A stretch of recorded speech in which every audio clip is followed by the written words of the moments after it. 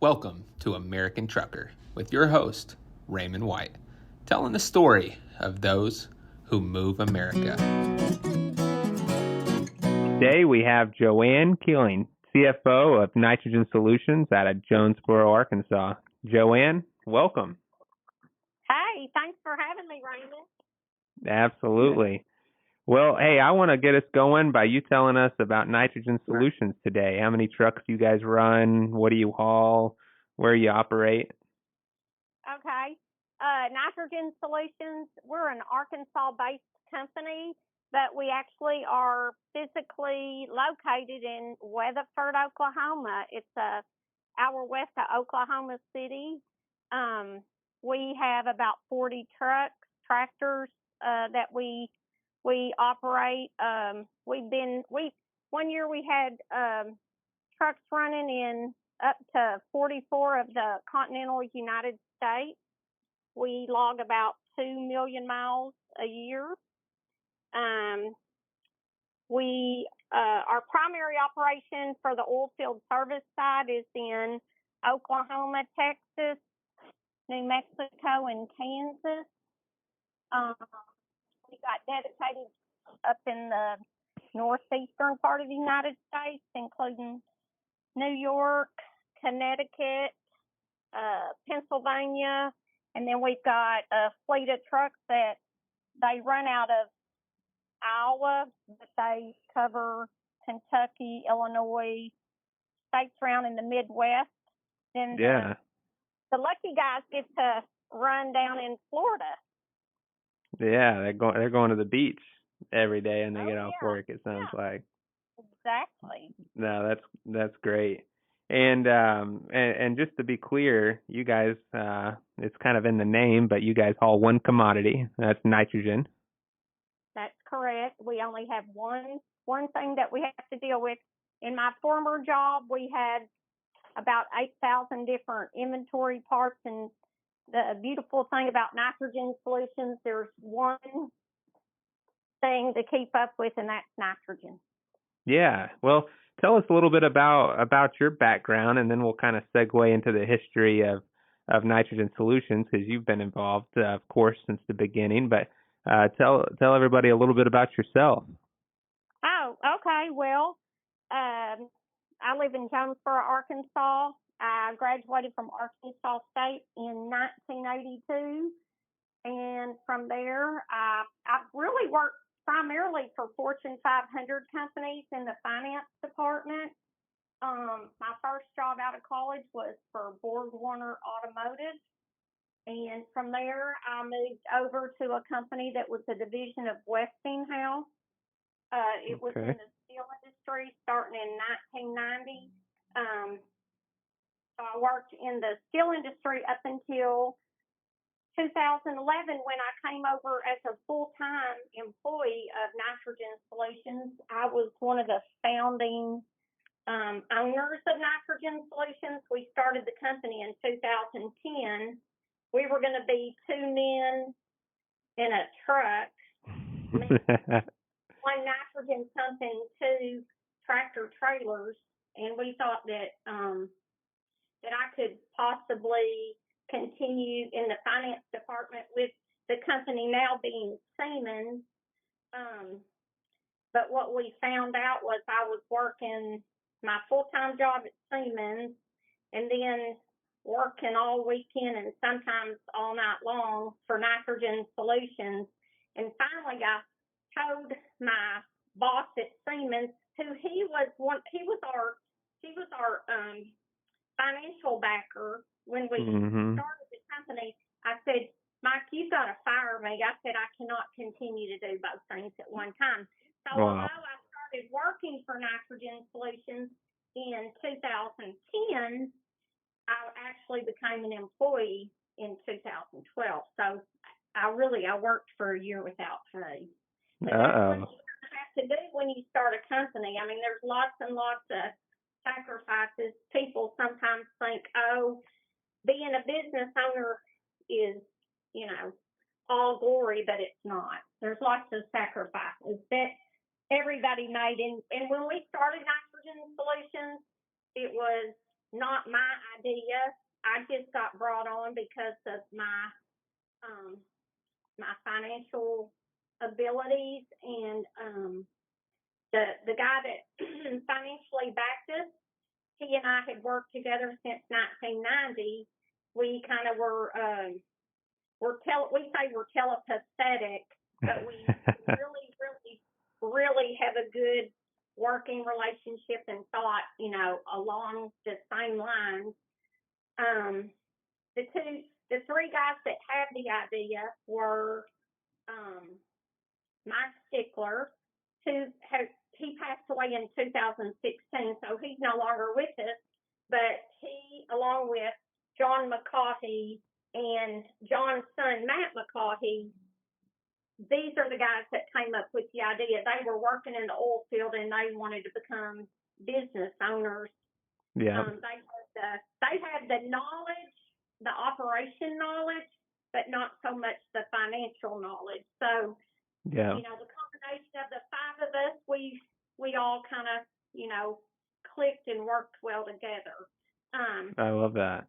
And they were, and to be clear, they were pumping nitrogen as an oil field service to start. It wasn't until later that the trucking began. But can you tell us just, I mean, I've in working with you guys, I have heard so many great stories of the beginning and growing the company. But do you have any stories of starting out in the beginning, on the oil field side in the first couple of years? Any stories? I mean, one story that comes to my mind is your guys' first office you rented, which I think was an old either firehouse or mail house.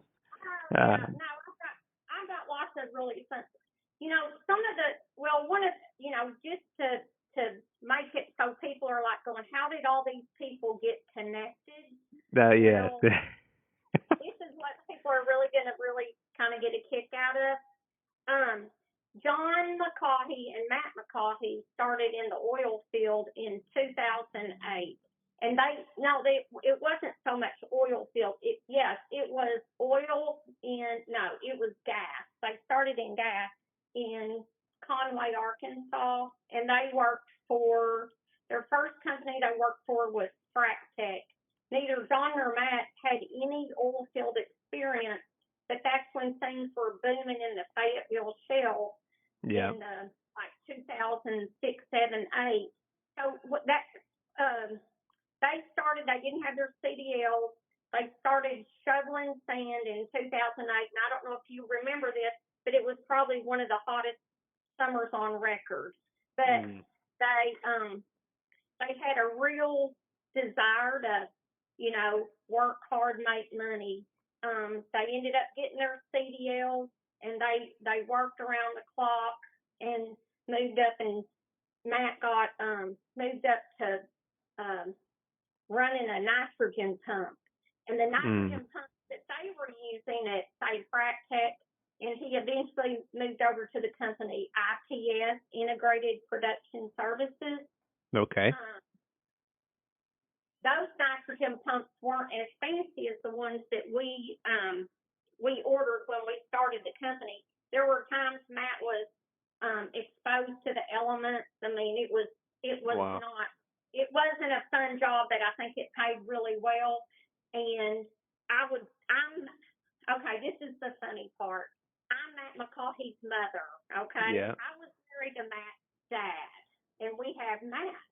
So Matt's the one that I would call Matt because I knew he was making a lot of money, and I was like, now, Matt, what are you doing with your money? He goes, Mom, I'm saving my money. The CFO mom. Yeah. He's like, I want to buy my own pump. Well, I'm like, Matt, those things are like $1 million a piece. He goes, well, Matt's a big dreamer, and Matt has pushed me out of my comfort zone many, many times, but it's always been beneficial in the long run. Sometimes you're afraid to make decisions, but Matt's kind of always, he's a dreamer, he's a go-getter. He and his dad, they've got great work ethic. But yeah, so that was the dream. Matt wanted to pursue a nitrogen oil field service company. And I was, Debbie Downer, and I was negative. But one day, and I was working in Blytheville, Arkansas, because that's where the big steel producing county was, Mississippi County. And Matt and John came over to my office, which was Siemens at the time. And Matt walks in and he says, "Hey, Mom," this was August of 2010. He says, "Hey, Mom, we really want to do this deal. Do you want to be a part of it?" And I said, "No, I don't." I said, "Just keep doing what you're doing, Matt." He goes, "No, we really want to do this thing." So he says, "Well, do you think Jacques might want to go in with us?" And Mike was my boss. Yeah. And he had sold his company to Siemens.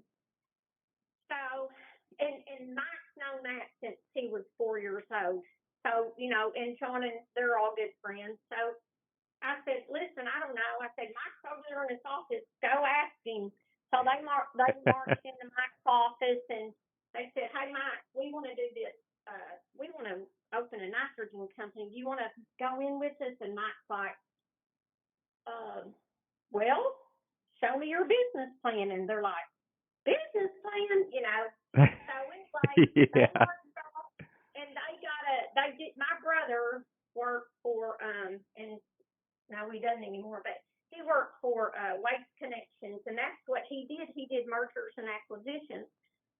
So he helped them put together a business plan, and they came back, and Mike and I took their pro formas, and we, the main thing was, and this was in 2008, and that's when everything kind of went south. Yeah. Stock market, everything dipped down.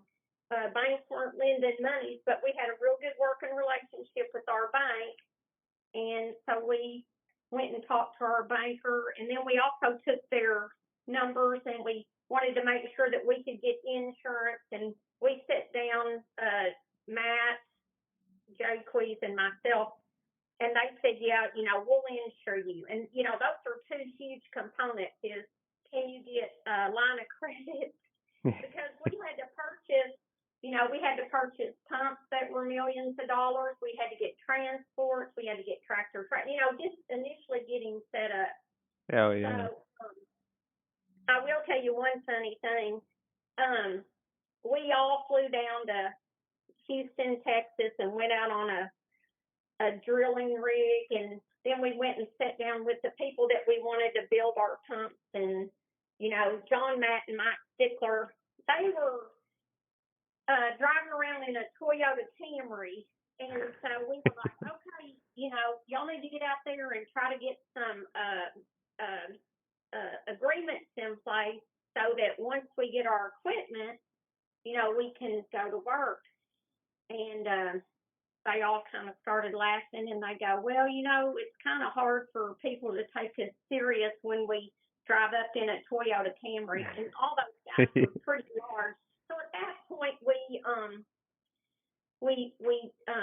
bit the bullet, and we purchased them a white, 2012 Chevy pickup truck. And, they were riding around in a it might as well have been a Cadillac they were riding around in. Yeah, and then so the way that I want to explain this real quickly. So you're wondering, okay, why are they an Arkansas-based company and they're all the way out in western Oklahoma? Well, the reason for that is we decided to start the company November of 2010. We placed our order for our equipment, and there was like a 6-month lead time on getting, say, our pump and our transport. We purchased 2 Peterbilt trucks that we were so proud of. But the equipment arrived in June, and they got their first job out in Elk City, Oklahoma, out in that area. Yeah. So they convoyed all the way from Conway, Arkansas, all the way out to, the tip of Oklahoma, almost, you're 40 miles from Texas at that point. Matt says, "Mama, this is the wild, wild west, out there. That's what I said. Yeah, I'm sure they felt like cowboys doing it on their own. Yeah, but what was so kind of neat was they did that one job, and then they kept getting other jobs, and then they figured out that they needed to lease some additional nitrogen transports, and they they leased those, and then we hired some additional employees, and then it was like divine intervention.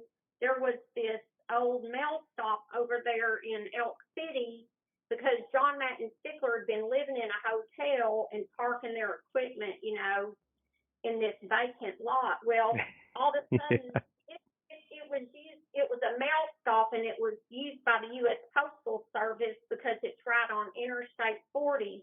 And what it basically was, it was a huge parking lot, and it had almost like a men's dormitory. So they had rooms upstairs, and they had offices downstairs. And I mean, it was the perfect setup. So we were in Elk City, Oklahoma. And then they sold that, so we thought we were moving closer to the city, and that's how we ended up in Weatherford, Oklahoma. And that shop that we had, the first real shop we had was on Eads, but it was facing Interstate 40, and we thought we got some good exposure. But that's the place that we could squeeze a conference room in there, but it was so small we couldn't really get our employees in there. You couldn't even pull trucks in the bays and things like that. But well, I know you guys have a beautiful office and shop there now, so I'm sure it's when you look back, you're very thankful for where you're at today. Yeah, we have come a long, long, long way. But due to the volatility of the oil and gas, and the other thing I want to mention is we have done very, very, very little work in Arkansas. We occasionally get calls to run nitrogen over here, but we've never really done anything in Arkansas. So yeah, Oklahoma we think is a good location for us. But I think during 2014, the volatility at oil and gas, it forced us to find a different sector revenue. And that's what got you started in the trucking of nitrogen. Yeah. So what we did, we bought tons and tons of nitrogen from Air Products. So they asked us to, start delivering nitrogen for them too. And then we got hooked up with another major nitrogen company, and we have continued to invest in cryogenic equipment that is equipped for industrial hauling of nitrogen, rather than the transports that are more oil filled. They have different capabilities and things like that. We since hired, we've got full-time safety people, we have full-time welders, we have full-time mechanics and things like that. So another thing that we've recently done in the last 2 years, we've invested in new trucks versus used trucks. I mean, and at the time, used is about what we could afford, because with when you didn't have a payment, if things went south, you didn't have all those payments that you had to have. But something around your neck making you stress a little bit more. Yeah, we could shut it down. But anyway, so now, for insurance purposes, I think that's one of the ways that we got introduced to you, Ronan, was we were always insured as a oil field service entity, but more and more of our revenue stream has become trucking. So I Yeah. think for insurance purposes, we're really considered more of a, trucking company now. So Yeah. I think what's funny is I've heard Matt joke before that the nitrogen pumping and oil field is more of a hobby and passion of his. yeah, and he really enjoys the oil field, you know, sector of the business. I mean, trucking, there's, I mean, they don't have like dedicated routes. So our drivers, I mean, we own some day cabs, but we don't utilize them like we do our sleeper Yeah. drivers, in our tractor trailers. Our workers, their schedule is, and I think it works well for a lot of them once you get used to it, but they basically work 3 weeks on, and then they have a whole week off. So they can, that's great. get rested, clear their mind, and things like that. Yeah, well, that's great. Well, one question I have for you, in case not anybody caught on, is you guys are really a family business. With you being Matt's mom, and then John, your ex-husband, and Yeah, so John's my ex-husband, and we actually really work well together. that's what I was gonna say. How do you guys work so well together? Well, you know what? We've known each other for a long, long time. I am really based out of Jonesboro, Arkansas. Now I'm going to be going to and working in Oklahoma in the office Monday through Thursday this week, and we'll sit down and cover any bases that need to be covered, and do some financial planning, and work on just some things that we need to kind of really be face to face to cover. But Yeah. yeah, so yes, John and I were married, and now we're not. But we do work well together, and Matt is our son. We also have another daughter, but she's not involved in the business at all. Yeah, no, absolutely. Well, and this business was started, it seems like way after that you and John were together, but I've always admired how well you guys all work as a family, and always enjoy being in meetings with you guys, because the family dynamic is still there, but it's you guys but you guys work so well together, and I love that, and I've enjoyed and still to this day enjoy being part of it and hearing the story. One thing I wanted to ask you from your CFO and financial perspective, what financial metrics do you think are important for a trucking company to keep track of and monitor? A lot of times, the trucking companies are started by that operation person or multiple people, just like John and Matt, but maybe they weren't blessed to have somebody with the financial capabilities to be so close to them, or don't have that person. What financial metrics do you think they should be keeping track of to make sure they stay profitable and stay in business and be able to provide a living for themselves and their family? I think it's real important to stay on top of your utilization of your equipment. I mean, like I said, we've invested in new equipment. I think one thing John and Matt have realized and have acted upon is, getting rid of unused, not non-performing units. Another thing that we capitalized onto was units that we know are vital to our operation, but we're not utilizing, that we've actually leased out. So that's another revenue stream, is income from rental of equipment. As long as you know that your customer is a stand-up operation that has good insurance and things like that, it's your peace of mind knowing that you're dealing with people that take their business serious and things like that. But I think your equipment utilization, because if you've got assets that are paid for that are sitting there and not producing any kind of income, go ahead and get rid of those and reinvest in stuff that will generate income. Yeah.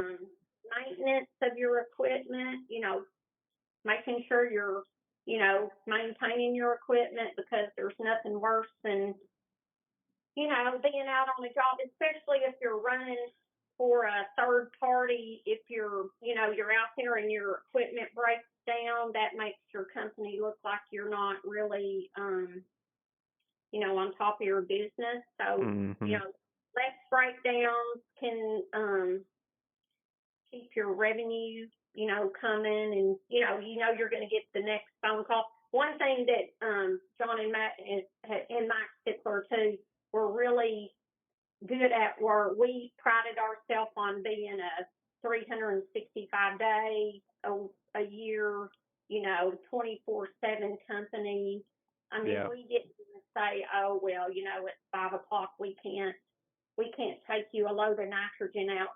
They were willing to work around the clock, work in adverse weather conditions, things like that. So Absolutely.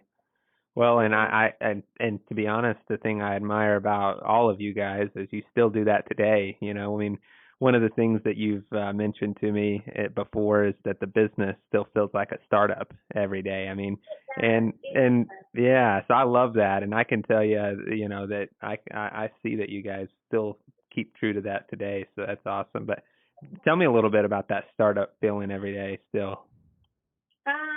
Well, one of the things that, I think Matt was a little bit, Matt, again, my son, the one that had the vision, and John, I think one thing they were leery of, they were like, oh, you don't really know oil and gas. You don't really understand that. And I'm saying, you guys, okay, no, I haven't worked in oil and gas, but I understand how you run, a business and things like that. So I think that was something that Mike J. Cleese and we were able to do on our side for the benefit of the company. But I forgot what I was saying. No, you're fine, but I know with you guys, you're still always innovating, changing, and that's probably a big thing to keeping that startup and that hunger that you guys all have alive. Here is one thing. It was like on the oil field side of the company was, they're like, okay, we need to have your drug and alcohol policy. We need to have your H2S policy. We had to have all these policies.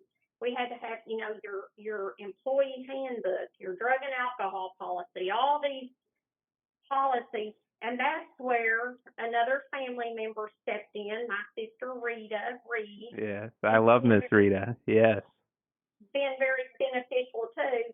That she and her husband had moved to Jonesboro from McKinney, Texas, and she's got a college degree in, I think, HR management. So she stepped in and she became our HR manager, compliance officer. And Rita was real good about getting the employee handbooks written and things like that. But yes, we have lots and lots of requirements by our customers as far as all these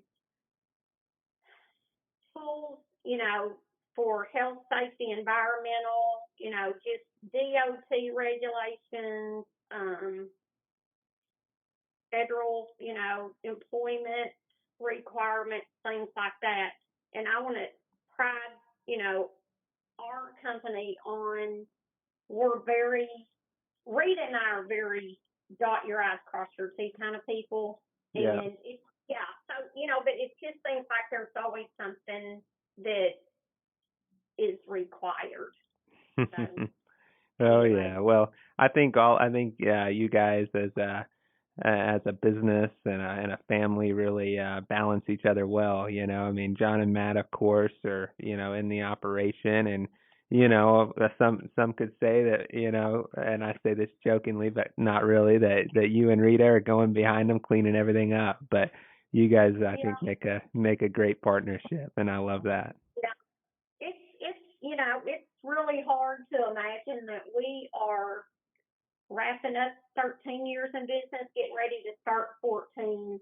And, we jokingly say every day, okay, yeah, one of these days we're going to get caught up, but no, every day it's like, and we do have other, employees. We've got a full-time billing accountant, and he's in our Jonesboro office, Charleston Gurley, and he's been with us, I'd say, like 6 years.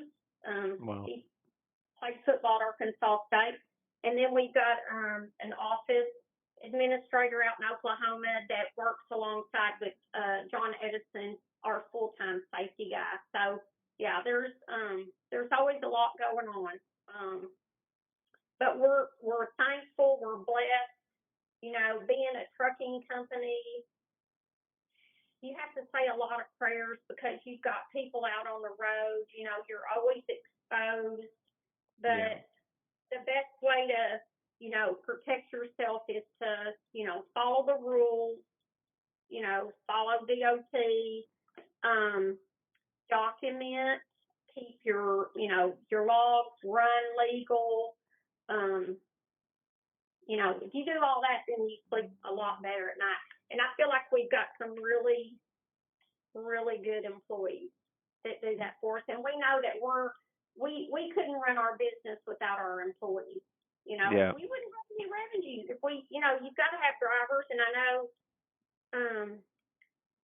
it seems like there's a shortage of drivers. Yeah. So. Yeah, it's been a big issue for a long time, and it's a tough thing that you always wonder when the end is in sight, but I know that you guys you go above and beyond to compensate and take care of your drivers, and I think that probably speaks volume to the success and growth that you guys have had over the last few years. But Joanne, this has been great, and the trucking business is just so essential to our country, and yourself and Nitrogen Solutions, you guys play a critical role in keeping America moving. A lot of people, don't know what all nitrogen has in the applications of their lives, but if they did, they should be thankful for it. And so I appreciate you for coming on and sharing, and this has been great, and we probably need to have you on again to share more stories because I know there's a lot more. Oh, there's so many stories, but yeah, it's kind of fun. You get a little giggle when you're driving down I-40, say from Arkansas to Oklahoma, and you pass one of your trucks on the highway. So there's a lot of cool things going on, and yeah, we just pray every day to keep everybody safe. That's right. Amen to that. Well, I'll